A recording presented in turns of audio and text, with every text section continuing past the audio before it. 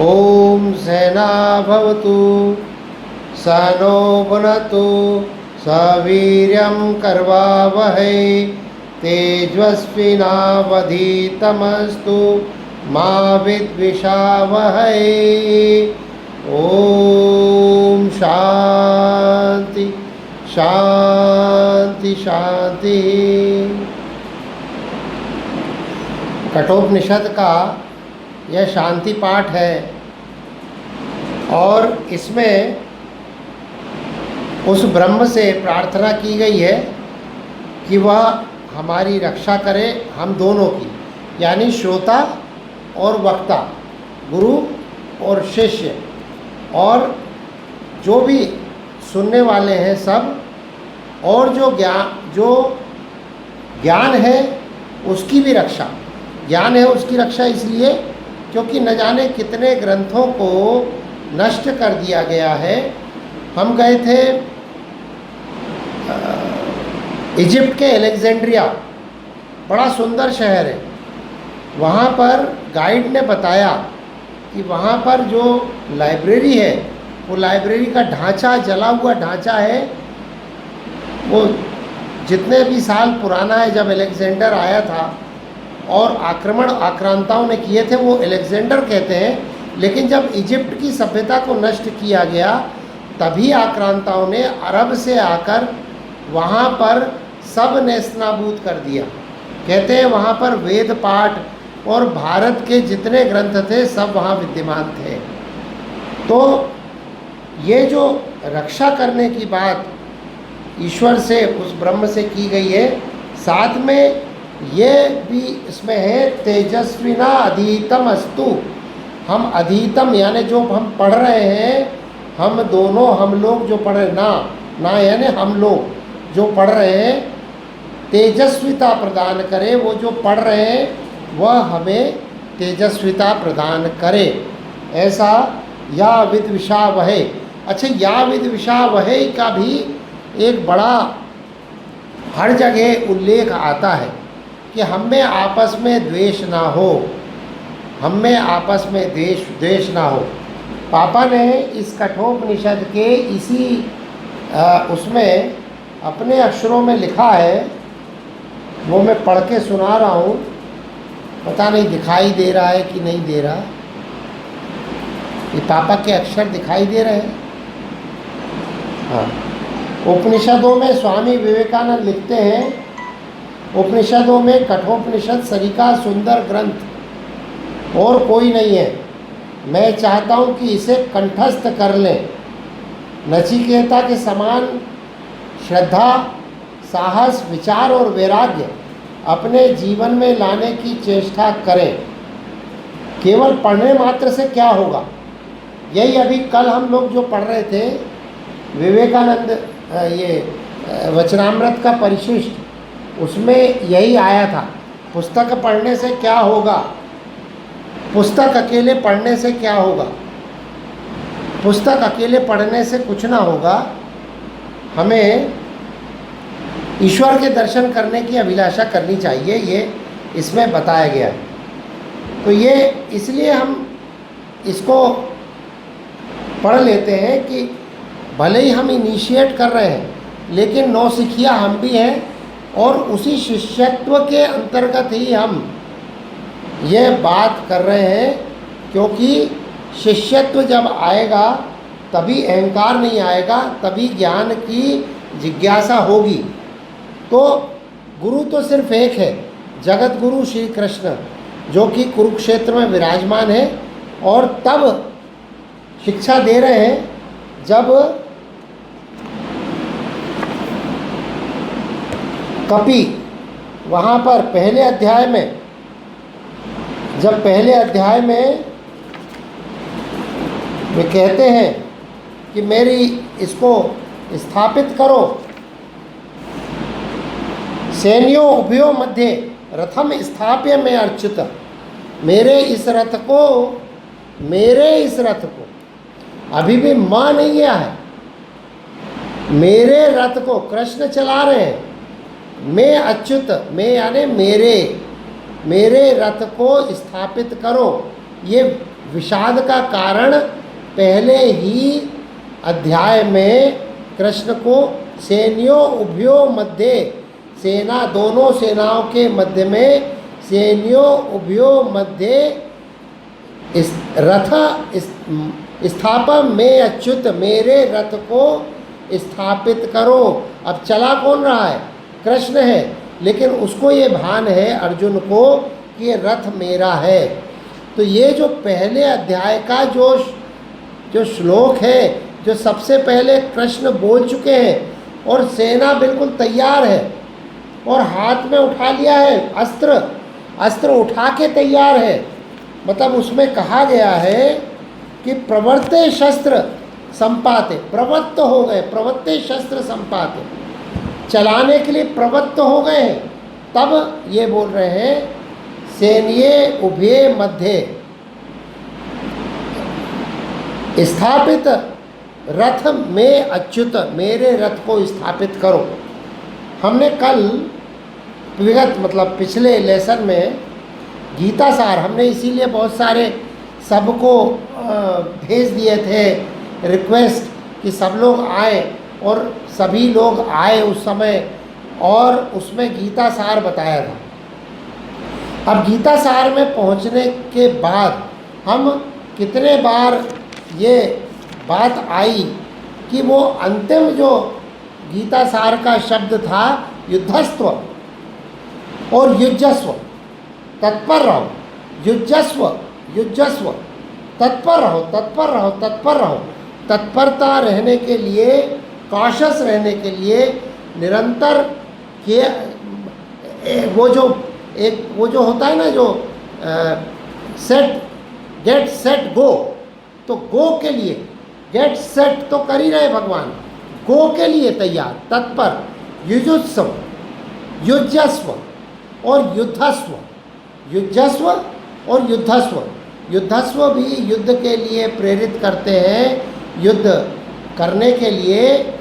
तो मम से तव, मैं रथ, मेरे रथ से करिष्ये वचनम तव, तुम्हारे वचन को मैं मानूंगा।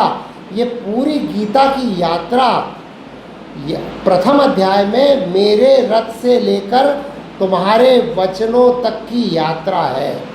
इसको स्प्रेड करा और मानसिक रूप से किस तरह कृष्ण ने तैयार किया अर्जुन को कि वो म से लेकर तव तक की यात्रा करता है, अहम से लेकर हम तक की यात्रा करता है, मैं से लेकर संपूर्ण की यात्रा करता है।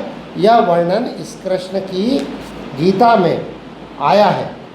अब हम इसके पहले कि गीता के अंदर और गहरे जाएं, मुझे लगता है कि मैं कई बार बोलता हूँ और पहले ही पाठ से, प्राथमिक पाठ से बोलना चाहते हैं और कई बार उसको बार बार रिपीट करते हैं कि यदि हमको कृष्ण की गीता को समझना है तो अर्जुन बनना होगा, अर्जुन बनना होगा। कृष्ण को समझना है, कृष्ण की गीता को समझना है तो अर्जुन बनना होगा। अब अर्जुन बनने के पहले ये एक छोटा सा दृष्टांत है जो कि वर्णित है, वेद पुराणों में वर्णित है। 10 सन्यासी चले जा रहे हैं, बंद कर दो,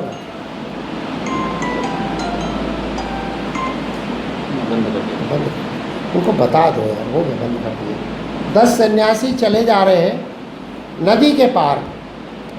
अब नदी में से पार किया और उन्होंने बोला कि अरे चलो गिन तो लें। अब पहले ने गिनना शुरू किया, 1 2 3 4 5 6 7 8 9, और जैसे ही 9 हुआ तो वो अरे बोले एक डूब गया, एक डूब गया, वो एक डूब गया, एक डूब गया। रोना शुरू कर, अरे बोले रुको रुको, रो नहीं, मैं गिनता हूँ। दूसरे ने गिना 1 2 3 4 5 6 7 8 9, फिर वही 9। तो फिर वो उन्होंने बोला अरे हम तो 9 ही हैं, 9 ही हैं, 9 ही बचे, 10वां कहाँ चला गया। वहाँ से एक साधु निकला, उसने गिनना शुरू किया, बोले नहीं मैं नहीं गिनूंगा, तुम ही गिनो। तो उसने 1 2 3 4 9 और फिर उसने घुमा के उंगली कर दी कि 10 10 त्वमसि, 10 त्वमसि, 10 त्वमसि। ये एक सिद्धांत कि 10वें तुम हो, 10 त्वमसि, वही 10वें तुम हो।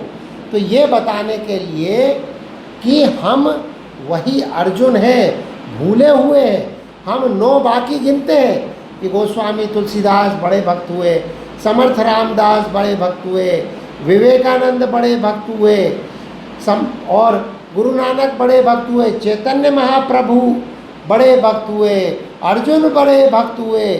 10 त्वमसि, 10 त्वमसि, 10वें तुम हो। ये जिस दिन समझ में आएगा 10वें, हम 9 गिन रहे हैं, अपने आप की गिनती कर ही नहीं रहे। तो आज जो लेक्चर है, विशेष रूप से जो प्राथमिक शाला है, उसमें ये 10 त्वमसि की बात है। ये गीता सार से अलग हटके है। गीता सार जो हम बना रहे हैं उसमें हमारा अनुरोध है कि आप सब भी इसको पढ़ो और जो चीज़ अच्छी लगे उसको गीता सार नए सिरे से अपन प्रारंभ करेंगे, बनाएंगे उसको। भारतीय शिक्षण मंडल और अपने अलग तरीके से उसको प्रचार प्रसारित करेंगे, जिसमें गीता का मूल उद्देश्य क्या है वह हमारे सब लोगों तक पहुँचे। और किस तरह प्रचार प्रसार हो, वो तो आजकल सोशल मीडिया है, प्रिंट मीडिया है, और बहुत सारी संस्थाएं ऐसी हैं जो कि 1 मिनट में पूरे विश्व में प्रचार प्रसारित कर सकती हैं। तो हम वो सब कर सकते हैं, लेकिन हम वहीं पर छोड़ते हुए अब 10 त्वमसि समझना है तो हमें गीता को समझना है, तो अर्जुन बनना होगा। अब अर्जुन तो एक नाम है, अर्जुन तो एक नाम है, लेकिन वो जो एक नाम है उसके और अंदर क्या और नाम है। और जैसे राम के नाम है, राम के आजानुबाहुम, लोकाभिरामम, रणरंगधीरम, राजीव नेत्रम, और भरत के भ्राता, लक्ष्मण भ्राता, ऐसे न जाने कितने, हनुमान के भगवान, ऐसे न जाने कितने नाम रखे हैं, कितने नाम हैं, लेकिन ये नाम तो एक है, राम। ये सब विशेषण है, इन नाम से बुलाया नहीं जा सकता, ये ऑथेंटिक नाम नहीं है। पप्पू भाई साहब जो हैं उनका नाम ऑथेंटिक डॉक्टर प्रदीप श्रीवास्तव है। हमको मुन्ना बोलती रही अम्मा, वो दीदी, फिर कोई कुछ बोलता रहा, तुम लोग भैया बोलते हो, लेकिन नाम है डॉक्टर अखिलेश कुमाश्ता, और उसमें भी डॉक्टर विश्लेषण है, लेकिन अखिलेश नाम है। इस तरह अर्जुन का तो एक नाम है, और इस नाम को हम यदि देखें तो आगे बढ़ते हुए हम देखें कि इसने इस नाम में क्या हुआ। नाम के विश्लेषण को यदि हम करें तो हम अर्जुन के उन नामों के विशेषताएं देखेंगे, तो हमें भक्त बनने में, कृष्ण भक्त बनने में, राम भक्त बनने में और परम भक्त बनने में ये अर्जुन के दूसरे नाम सहायक होंगे। तो कैसे करें? तो सबसे पहला नाम धनंजय। अब धनंजय जो पहला नाम है, धनंजय नाम कैसे पड़ा? उसने बहुत सारे युद्धों में बहुत सारे राज्यों को जीता और उससे धनोपार्जन किया, तो उसका नाम धनंजय पड़ा। लेकिन हम यदि और गूढ़ तत्व में जाएं तो ये पाएंगे कि धनंजय कौन, भक्त धनंजय कैसा होगा, तो वो कैसा होगा? मीरा जैसा होगा। पायो जी मैंने राम रतन धन पायो। धनंजय कौन? जो राम के रत्न का धन प्राप्त कर ले, वह धनंजय, वह धनंजय, वह धन प्राप्त करने वाला, वह धन को जीतने वाला। और ये राम ये धनंजय ना।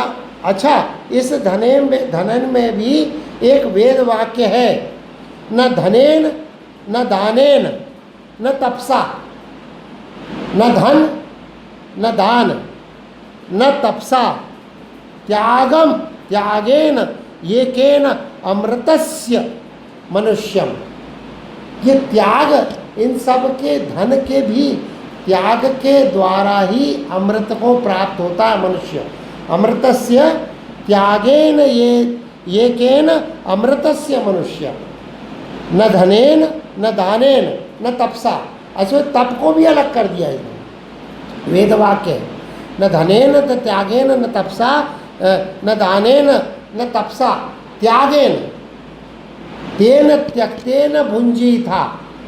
जो बोलते हैं ना माँ विद विषा वहे तेन त्यक्तेन भुंजी था, त्याग के भाव से भोग करने की इच्छा।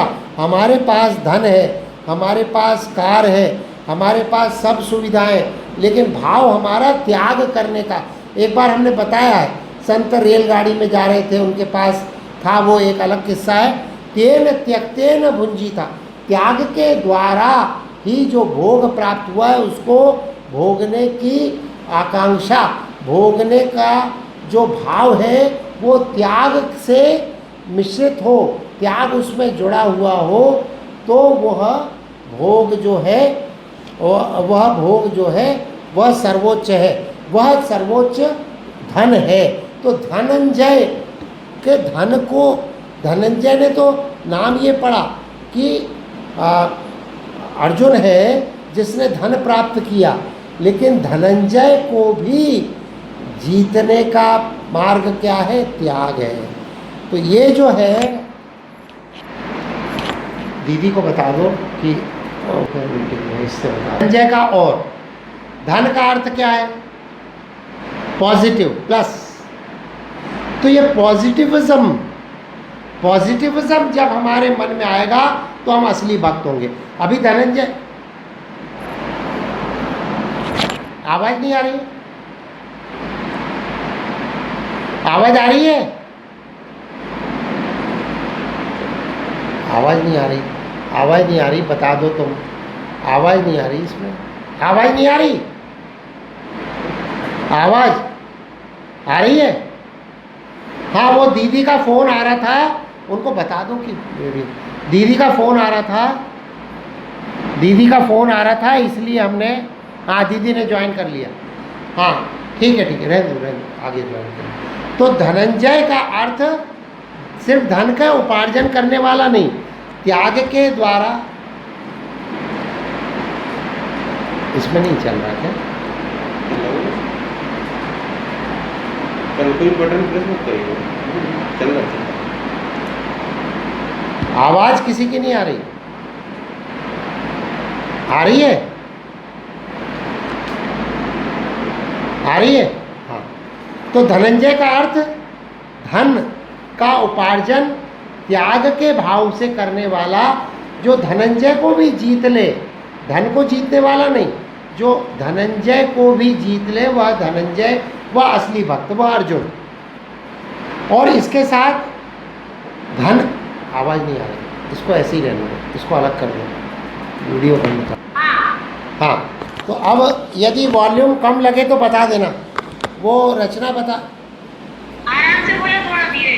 हाँ हाँ, वो हमने बताया, रचना ने इंस्ट्रक्शन दिए थे हमको कि धीरे बोला करो, तो हम धीरे बोल रहे हैं। तो जो धन अभी भी तेज है और पीछे हो जाते हैं। तो जो धन है, हाँ, तो चलो किसी ने तो बोला आपको। हाँ, तो धन का अर्थ हो है पॉजिटिव। तो जो असली भक्त है वो सकारात्मक होता है, बहुत अधिक सकारात्मक, है ना। अब इसमें पॉजिटिविज्म करके एक पुस्तक है जो कि पढ़ने लायक है, ऑस्टिन कॉम्टे ने लिखी है, और वो हमको कैसे मिली ये हम बता दें। एक बार स्वामी विवेकानंद को पढ़ते पढ़ते हमको ये लगा कि स्वामी विवेकानंद क्या पढ़ते थे, दिमाग में आया कि ये पढ़े, तो उनकी एक दो पुस्तकों के बारे में मालूम हुआ। ये सोशियोलॉजी शब्द जो आया है, इसकी डेफिनेशन जो शब्द है, ये ऑगस्ट कॉम्टे नाम के एक फिलासफ़र ने दिया है इसको नाम, सोशल फिलासफ़र था, उसने नाम दिया है। तो उसकी पुस्तक है पॉजिटिविज्म। लेकिन वो उसमें दो चीज़ें तो अच्छी हैं, एक चीज़ उसमें तीसरी गड़बड़ है। उसने क्या किया है, पॉजिटिविज्म की 3 स्टेज बनाई है। एक है थियोलॉजिकल, दूसरी है मेटाफिजिकल और तीसरी है साइंटिफिक। और उसने बोला कि थियोलॉजिकल से मेटाफिजिकल आता है, मेटाफिजिकल से साइंटिफिक आता है, और साइंटिफिक जब आता है तो थियोलॉजी और मेटाफिजिकल अलग हो जाता है। लेकिन उसने गीता नहीं पढ़ी थी। हमारा ये कहना है कि थियोलॉजी से भी हम वह साइंस प्राप्त कर सकते हैं जिसमें ईश्वर का दर्शन हो। हम मेटाफिजिक्स के द्वारा भी ईश्वर के दर्शन तक पहुंच सकते हैं, और साइंटिफिक अप्रोच के द्वारा भी ईश्वर के दर्शन तक पहुंच सकते हैं। लेकिन पॉजिटिविज्म हमारे अंदर आना चाहिए। अब गीता में दूसरा नाम है कपिध्वज। कपिध्वज। अब कपिध्वज का क्या अर्थ है कि ध्वज में उनके कपि लगे हैं। मतलब ये मान लो कि अर्जुन के इष्ट भी हनुमान जी थे, हनुमान जी रहे हैं अर्जुन के इष्ट। और गीता में एक ही बार कपिध्वज का उपयोग हुआ है, जब अथ ये धृतराष्ट्र कपिध्वज, ये एक जगह पहले अध्याय में कपिध्वज का उपयोग हुआ है, लेकिन कपिध्वज अर्जुन को कहा जाता है। अब कपिध्वज का क्या अर्थ है? कपिध्वज का अर्थ ये है कि हनुमान के इष्ट भी, क्योंकि जब युद्ध की ओर जा रहे हैं तो कृष्ण स्वयं भगवान सारथी हैं, लेकिन जो कपिध्वज है, यानी जो कौन कपिध्वज है? मनोजवम मारुतुल्य वेगम जितेंद्रियम बुद्धिमताम वरिष्ठम। अब ये भक्त के इष्ट कौन होंगे? जो जितेंद्रिय होंगे और बुद्धि के द्वारा भी बुद्धिमताम वरिष्ठम। वातात्मजम वानरयूत मुख्यम श्रीराम दूतम शरणम प्रपद्ये। तो दो विशेषण इसमें जो दिखाए गए हैं वह, और उसके अलावा एक और जो प्रार्थना सुंदर कांड में होती है, अतुलित बलधामम हेम शैलाभ देहम धनुज्वल कृशानम ज्ञानी नामाग्रगण्यम। यानी ज्ञान दोनों में आ रहा है। ज्ञानी नामाग्रगण्यम सकल गुण निधानम वानराणाम दूतम रघुपति प्रिय भक्तम। मतलब ईश्वर के प्रिय भक्त हैं, प्रिय भक्त हैं। सखा भाव में ईश्वर के भक्त अर्जुन भी हैं, लेकिन अभी उनको ये ज्ञान नहीं हुआ है। ये मेरे रथ से तव वचनम तप की यात्रा में प्रारंभ जब होता है तो कपि के ध्वज को ऊपर विराजित करते हैं वह। तो कपिध्वज होने का एक और अर्थ है। सीता जी के जब अशोक वाटिका में थी तो राजेश्वरन जी बताते हैं कि हनुमान जी कैसे गए हैं? ईश्वर की कृपा के रूप में। अर्जुन के सामने कौन है? सेना है, और सेना दुश्मनों की सेना नहीं है, रिश्तेदारों की सेना है। वो रिश्तेदारों की और गुरु की सेना और बड़ी विडंबना है। यदि रावण सामने हो राम के तो वो तो दुश्मन है, लेकिन जो दुश्मन मित्र और रिश्तेदार के स्वभाव में हो, रिश्तेदार के रूप में, उनके स्वयं के मामा शल्य वे भी विपरीत सेना से लड़ रहे हैं। तो ऐसे समय में क्या होता है? समस्या क्या है?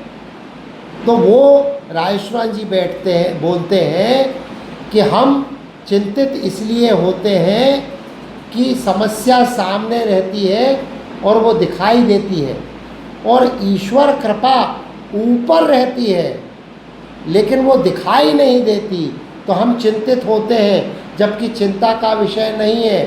तो कपिध्वज का अर्थ हनुमान ध्वज पर जो विराजमान है,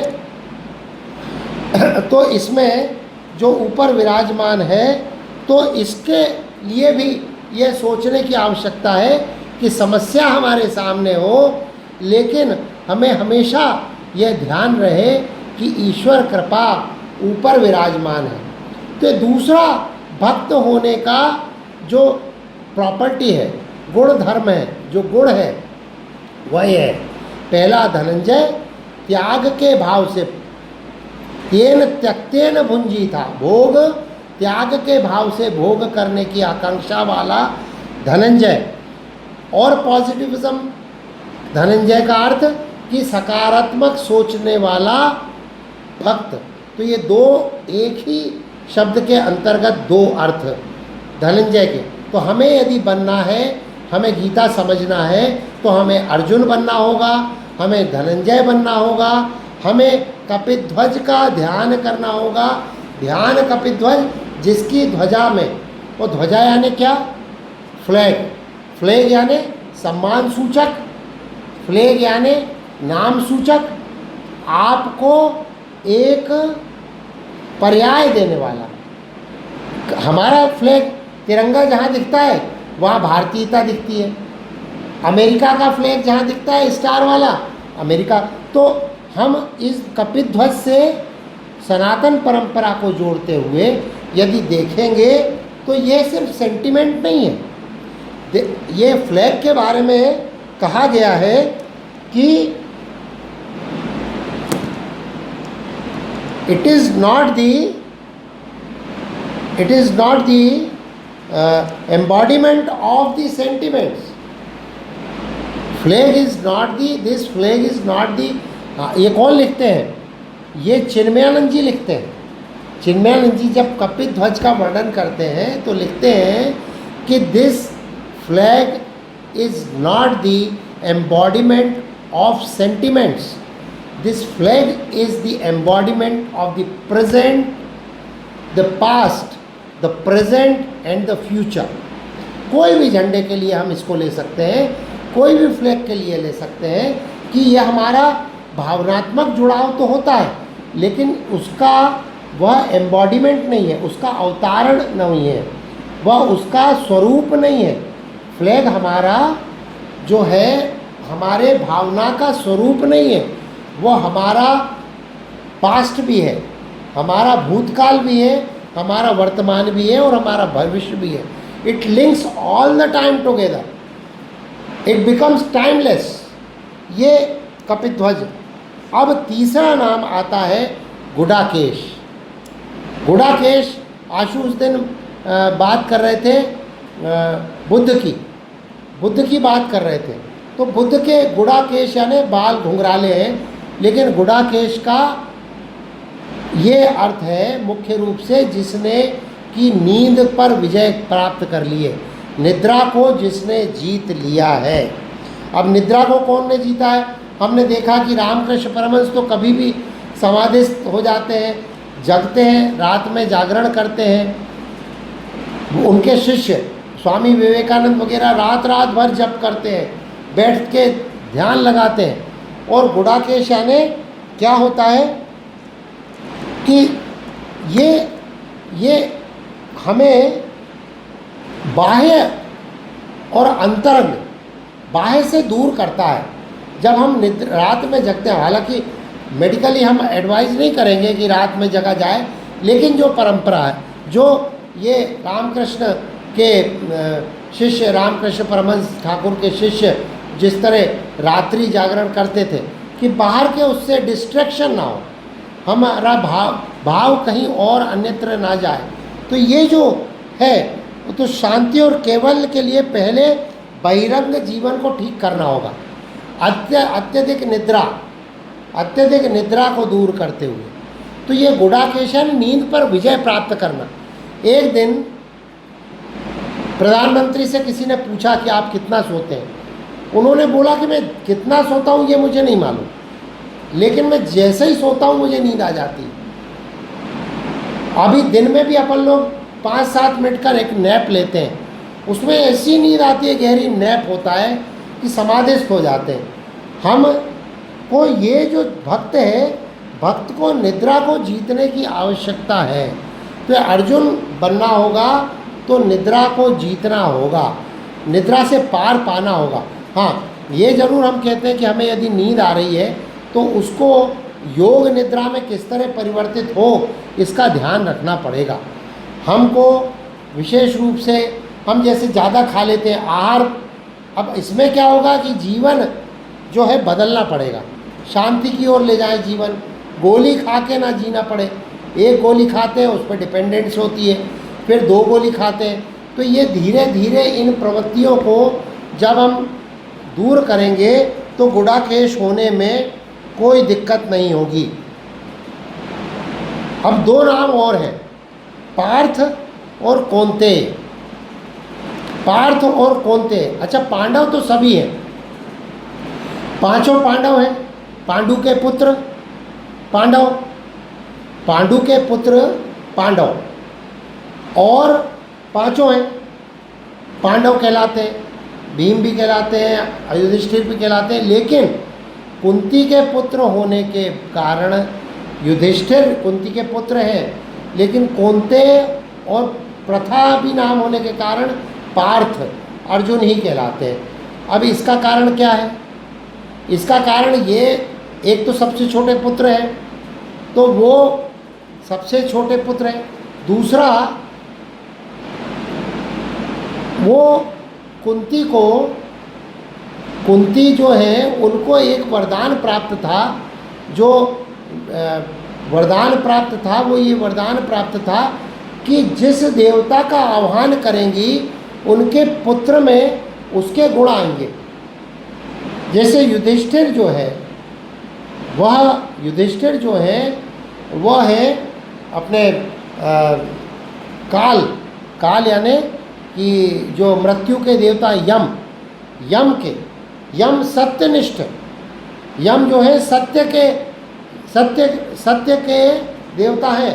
तो युधिष्ठिर जो है यम के आह्वान करने पर यम के गुण युधिष्ठिर में आए, वायु के आह्वान करने पर भीम में वायु के गुण वो बलिष्ठता आई। लेकिन तीसरे जो है इंद्र का आह्वान करने पर अर्जुन में ये इंद्र के गुण आए, लेकिन इंद्रपुत्र नहीं कहलाते। अर्जुन जो कहलाते हैं कौन्तेय और पार्थ कहलाते हैं, उसका हमें लगता है कि मात्र सत्ता को सर्वोपरि, माता को अधिक सम्मान देते हुए यह अर्जुन ने स्वयं इसको स्वीकार किया होगा कि माता को सर्वोपरि मानने वाले अर्जुन योद्धा होते हुए मात्र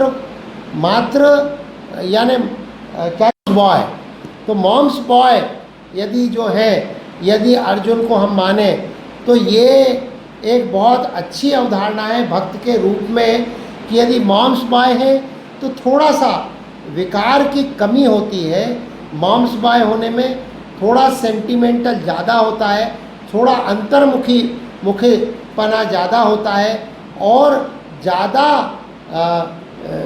त्रुटिकर मॉम्स बॉय नहीं हो सकता, क्योंकि माँ की जो है वह लगाम या माँ का जो समर्पण भाव है वह पुत्र के प्रति होता है, और पुत्र का भी यदि माँ के प्रति मॉम्स बॉय होने के कारण समर्पण होता है तो यह श्रेष्ठ रिश्ता माता और बेटे के बीच में है। तो पार्थ और कौन्तेय। अब एक और परंतप। अब परंतप के एक अर्थ तो है कि दुश्मन को ताप देने वाला, लेकिन ये अर्थ यहाँ होना नहीं चाहिए, क्योंकि जो भक्ति की परिभाषा है निर्वैरः, आगे आएगा, अभी आज ही हम ले लेंगे उस बात को, शायद 2-4 मिनट के अंदर, यदि नहीं कर पाए तो अगले उसमें लेंगे। और अगले उसमें हम अंजू को और सबको ये सांत्वना देते हैं, आश्वस्त करते हैं कि ये जो भक्त की परिभाषा आ रही है ये चूँकि अर्जुन की परिभाषा है और ये भक्ति की ही परिभाषा है, ये भक्ति योग में सब वर्णित है और ये एक एक करके आएगा। वो रचना कल बोल रही थी कि हमने पूरा पढ़ा, समझ में नहीं आया, इसलिए ये हमें राउंड अबाउट थोड़ी तैयारी करना पड़ेगा। अरुंधति न्याय की कल बात की थी ना, वो कराटे किड की बात की थी, कराटे किड की बात, तो वो पूरी तैयारी नहीं है, हम उसमें प्रवेश कर गए। तो अर्जुन यदि हमें बनना है, भक्त यदि बनना है तो अर्जुन बनना होगा। अर्जुन बनना है तो उसके गुणों को समझना होगा। तो हमने धनंजय को समझा, कपिध्वज कि हमारे सामने यदि कोई विडंबना है, कोई हमारे सामने यदि सेना खड़ी है कोई दुर्दशा की स्थिति आने वाली है तो हमारे ऊपर कपिध्वज है, हनुमान है, ईश्वर कृपा है, राम कृपा है, कृष्ण कृपा है, इस चीज़ का ध्यान रखेंगे तो परम भक्त कहलाएंगे। यह अर्जुन का गुडाकेश यानी अधिक निद्रा, अनिद्रा और अधिक निद्रा दोनों दोषों से परे जाना पड़ेगा। पार्थ कौन्ते यानी मॉम्स बॉय अंग्रेजी में हम कह सकते हैं, और उस सम्मान को सर्वाधिक देने का कार्य कुंती को सर्वाधिक मातृत्व का लाड़ देने वाला, सिर्फ माँ का लाड़ नहीं पुत्र का भी लाड़ होता है माँ के प्रति, वो देने के कारण शायद ये नाम पड़ा होगा। लेकिन परंतप पे यदि हम आते हैं तो परंतप का मतलब ये, क्योंकि निर्वैर आगे करके वो उसमें भी आया एक ओंकार सतनाम, तो उसमें भी निर्वैर शब्द आता है और गीता में भी निर्वैर शब्द आता है। और अभी भी या माँ विद्विषावह कि ईर्ष्या ने वेर भाव, डिसलाइकिंग ये ना हो। तो ये सब बात करते हुए हम शत्रु, क्योंकि परंतप का ये शत्रु को ताप देने वाला वही होगा जिसका शत्रु होगा, शत्रु तो है नहीं। तो परम तप का अर्थ है कि अर्जुन परम तपस्वी। रामचरितमानस में बालकांड में ही थोड़ी देर बाद आने वाला है, जब उमा शिवा विवाह का प्रसंग आएगा कि तप आधार सब सृष्टि भवानी। नारद कहते हैं भवानी को तप आधार सब सृष्टि भवानी, यदि शंकर जी को प्राप्त करना है तो तप करो। तो परम तप अर्जुन को कहा गया है क्योंकि इन्होंने कैलाश पर जाकर पर तपस्या की है। अर्जुन ने परम तपस्या की है कैलाश पर जाकर, और इसका वर्णन अभी हमारे प्रसंग के बाहर है, लेकिन प्रसंग में यह आता है। और पुरुषर्षभ तो परम तपस्वी, तप आधार सब सृष्टि भवानी। तो हमें यदि भक्त बनना है, अर्जुन बनना है होगा, और अर्जुन बनने के लिए तपस्वी बनना होगा, तप आधार सब सृष्टि भवानी। पुरुषर्षभ यानी श्रेष्ठ पुरुष। अब श्रेष्ठ पुरुष की परिभाषा एक पूरा एक लेक्चर है, उस पर पूरी एक क्लास हो सकती है, लेकिन हम सब जानते हैं कि जो श्रेयस्कर की ओर जाएगा वह श्रेष्ठ पुरुष होगा, जो प्रेयस्कर की ओर जाएगा, श्रेयस्कर को ताक पर रख देगा, वो श्रेष्ठ पुरुष नहीं हो सकेगा। तो इस आधार पे हम इसकी व्याख्या कर सकते हैं कि श्रेष्ठता की ओर जाने वाला भक्त ही अर्जुनत्व की ओर प्राप्त होगा, अर्जुनत्व से ही कृष्णत्व को देख पाएगा, ईश्वरत्व को देख पाएगा। एक नाम है भारत। तो भारत यानी भा यानी प्रकाश, प्रभा अच्छी आभा, तो प्रभा। और प्रभा यानी भारत, भा में रत, सिर्फ भा का अर्थ क्या है? प्रकाश। लेकिन it is not the shine, it is the power of illumination, illuminating power. यानी ऐसा नहीं है कि वो शाइन करता है, वो जुगनू की तरह नहीं है, वो सूर्य की तरह। जुगनू तो प्रकाश फैला रहा है, लेकिन वो भारत नहीं हो सकता, रत नहीं हो सकता उसमें। भारत यानी उसका नाम भारतवंशी है, इसलिए तो है ही है, लेकिन प्रभा में यानी कि प्रकाश में रत है, प्रकाशित है। प्रकाशित स्वयं प्रकाशित अकेला नहीं है, वह सूर्य की तरह दूसरे को भी इल्यूमिन कर रहा है, मशाल की तरह। वह सिर्फ जुगनू की तरह नहीं है कि सिर्फ प्रकाश है उसमें, वह दूसरे को प्रकाशित कर रहा है। यानी it's not the light, it is the lighthouse, it is the lighthouse. Swami Vivekananda कहते हैं when the lighthouse is seen. Swami Vivekananda क्या कहते हैं? स्वामी विवेकानंद कहते हैं when the lighthouse is seen, rest of the sea is ignored. When the lighthouse is seen, अब वो तो यात्रा की उन्होंने कोलंबस शिप में, तो उनको तो इसका अनुभव था। जापान से होते हुए वो वहाँ पर अमेरिका पहुँचे हैं, शिकागो जाने के लिए जब निकले हैं, तो तब तो यात्रा शिप से ही की जाती थी। उनके साथ जमशेदजी टाटा भी थे, वो विषय अलग है। लेकिन जब वो यात्रा कर रहे हैं तो वो देखते हैं कि समुद्र के अंधेरे में चले जा रहे हैं। और once the lighthouse is seen, वो लाइट प्रकाश आ जाता है, then the rest of the sea is ignored, फिर कुछ दिखाई नहीं देता, समुद्र नहीं दिखाई देता। वही तो भक्त का कैसा भाव है, अर्जुन का कैसा भाव हो, भारत जैसा, कि जब वो दिखाई देगा तो पूरा अंधेरा मिटाने वाला प्रकाश प्रकाशित हो। स्वामी विवेकानंद जब अमेरिका पहुँचे तो इतने सब वक्ताओं में सर्वश्रेष्ठ वक्ता बन गए, प्रकाशित हो गए। और उसके कारण नहीं कि उनका बहुत बोलने की, उनकी अच्छे शब्द बोल पाते थे, इसलिए क्योंकि उनमें प्रकाश था। भारत के आध्यात्मिक चेतना का उस मशाल का प्रकाश लेकर गए थे जो कि स्वामी जी को ठाकुर ने प्रदान की थी। वो एक स्पर्श के द्वारा प्रकाशित कर दिया था। तो भारत यानी कि वह ऐसा भक्त जो स्वयं तो प्रकाशित हो, लेकिन उस प्रकाश से बाकी जितना अंधारा है, बाकी जितनी अथाहता है, जो अथाह अंधकार है, वो मिटाने वाला भारत। अब एक शब्द आता है महाबाहो, ये भी कई जगह यहाँ गीता में उपयोग किया गया, महाबाहो। अब महाबाहो यानी, महाबाहो तो सिर्फ ईश्वर है। बाहुबली जो बता दे, महाबाहुबली, ये वहाँ पर महाबाहु की अभिषेक होता है कर्नाटक में, बड़ विशाल आजानुबाहु। तो महाबाहु यानी इतनी बड़ी भुजा हो जिस व्यक्ति की, जिस भक्त की, कि जहाँ उसकी आवश्यकता हो वहाँ वो पहुँच जाए। आज जो है यहाँ पर हमारा एक मित्र, कोरोना हो गया उसको, हमारे एक मित्र को कोरोना हो गया। अब वो कोरोना, उसको बोला गया घर में रहो। उसने बोला नहीं, घर में नहीं रहूँगा, मैं तो वहाँ जा रहा हूँ, वार्ड में ड्यूटी करूँगा, वार्ड में जाके ड्यूटी करूँगा, मेरे को हो ही गया है। अब मैं घर में रहूँ तो मैं जाके ब्लड प्रेशर लूँगा, थोड़ी दवाई दूँगा, और खुद भी अपनी केयर का होती रहेगी, और वहाँ जाके वो करूँगा। तो ये जो है महाबाहो, जहाँ जिसकी जैसी आवश्यकता हो, और ऐसे न जाने कितने उदाहरण हैं दानियों के, त्यागियों के, भक्तों के, आशीर्वाद देने के।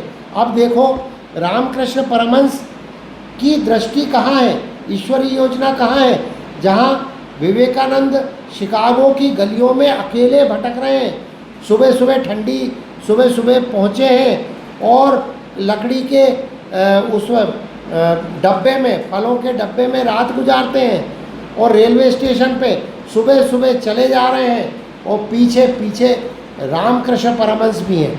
उनके सपने में दिखाई दे रहे हैं कि रामकृष्ण परमहंस समुद्र पे पैदल चले जा रहे हैं और आने का बोल रहे हैं कि आओ तुम मेरे पीछे पीछे आओ। तो ये महाबाहो, ये भक्त की और भगवान की आपस के जो रिश्ते हैं, कभी रामकृष्ण परमहंस आगे, कभी स्वामी विवेकानंद आगे, और जब खड़े हुए तो ऐसा प्रतीत होता है कि पीछे, उनके पीछे रामकृष्ण परमहंस दिखाई दे रहे हैं। उनके पीछे न जाने कितनी बार उन्होंने इस भाव का वर्णन किया है कि जब भी मुझे लगता था कि इसके आगे नहीं बोल पाऊँगा, तो पत्रों में उन्होंने वर्णित किया है, अपने पत्रों में लिखा है। पत्रावली आप लोग पढ़ो तो उसमें लिखा है कि ऐसा प्रतीत हुआ कि वो तो ठाकुर पीछे पीछे चले आ रहे हैं। तो ये भक्त और भगवान, तो भक्त का जब महाबाहो बनेगा तो असली जो महाबाहो है वो निश्चित ही आगे बढ़ के प्रकाशित, आगे बढ़ के उसकी मदद करेगा। एक उदाहरण इसके साथ आ जाता है, और उसके बाद 8:20 हो रहा है, कहो तो दो नाम और लेके समाप्त करें हम, ठीक है। तो एक उदाहरण लेके कि कैसे हम भक्त होते हैं और कैसा भक्त होना चाहिए। अब हमको ईश्वर को ढूंढना है, ईश्वर हमको ढूंढ रहा है, हमको ईश्वर नहीं मिल रहा, ईश्वर हमें नहीं मिल रहे, ईश्वर हमें भी ढूंढ रहे हैं और हम ईश्वर को ढूंढ रहे हैं। अब हुआ क्या कि एक जगह एक सड़क पर चले जा रहे थे साधु बाबा, चले जा रहे हैं साधु बाबा। एक बुढ़िया एक लैंप पोस्ट के किनारे नीचे बैठ के नीचे कुछ ढूंढ रही। अब साधु बाबा ने पूछा कि क्या खो गया, तो उसने बताया सुई खो गई है, मैं यहाँ ढूंढ रही हूँ। अच्छा ठीक है, साधु बाबा कहीं चले गए, मंदिर गए।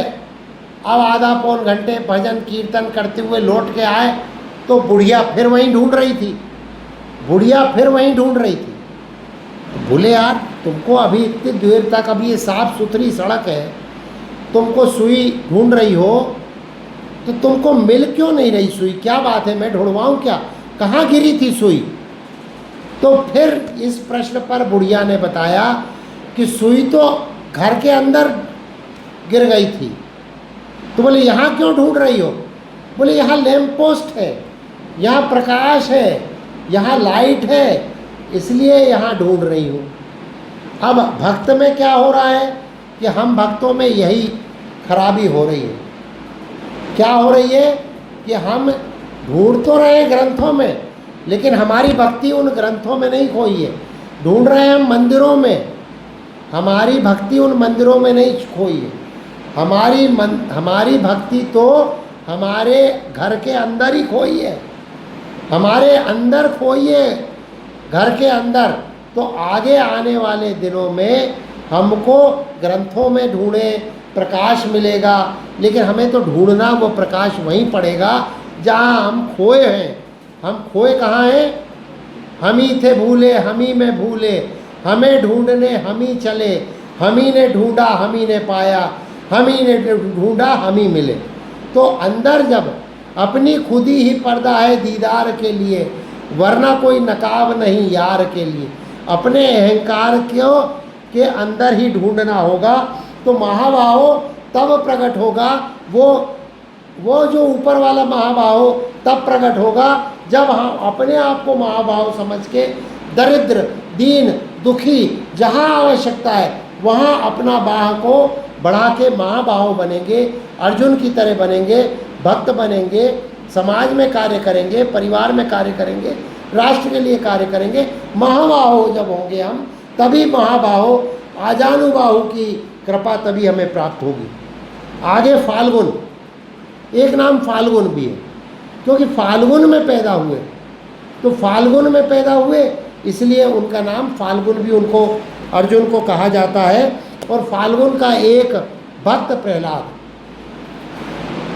प्रहलाद उसी फाल्गुन में, उसके भक्त कौन से हैं, ईश्वर तो नरसिंह अवतार है, फाल्गुन के ईश्वर नरसिंह अवतार, और फाल्गुन के भक्त प्रहलाद, क्योंकि उसी समय वो कथा आती है होलिका दहन वाली। तो फाल्गुन का एक तो आखिरी महीना है, और आखिरी महीना में जैसे सब कुछ समेटता है, समेट लो, क्योंकि अंतिम समय संध्या हो रही है।